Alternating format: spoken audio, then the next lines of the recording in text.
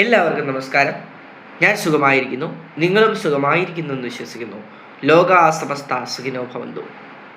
Brain വിറ്റയുടെ പുതിയൊരു എപ്പിസോഡിലേക്ക് എല്ലാവർക്കും ഹാർദമായ സ്വാഗതം. Episode number 12.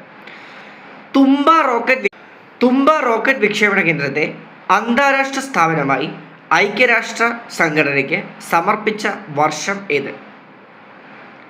1968 ഫെബ്രുവരി 2 അത് ഉണ്ടായത്.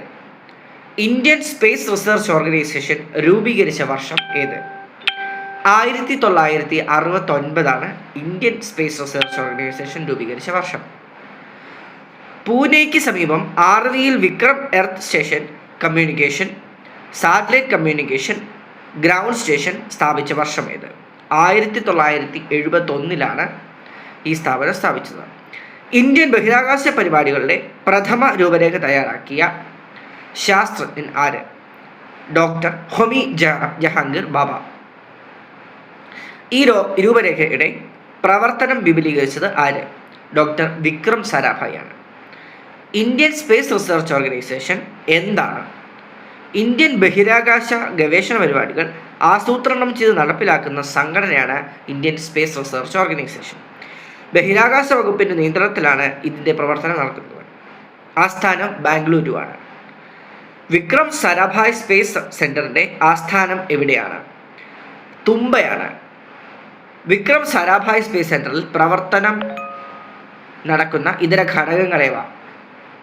തുമ്പ equatorial rocket launching station, space science and technology centre, rocket fabrication facility centre, rocket propellant plant, propellant fuel complex, reinforcement plastic centre, വലിയ മേഖല facilities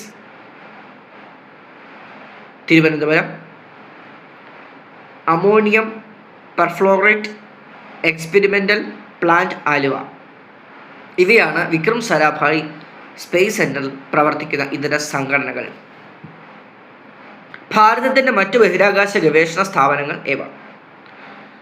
Indo satellite centre, space application centre, Sriharikota range, ആന്ധ്രാപ്രദേശിലെ നെല്ലൂരാണ് ആസ്ഥാനം.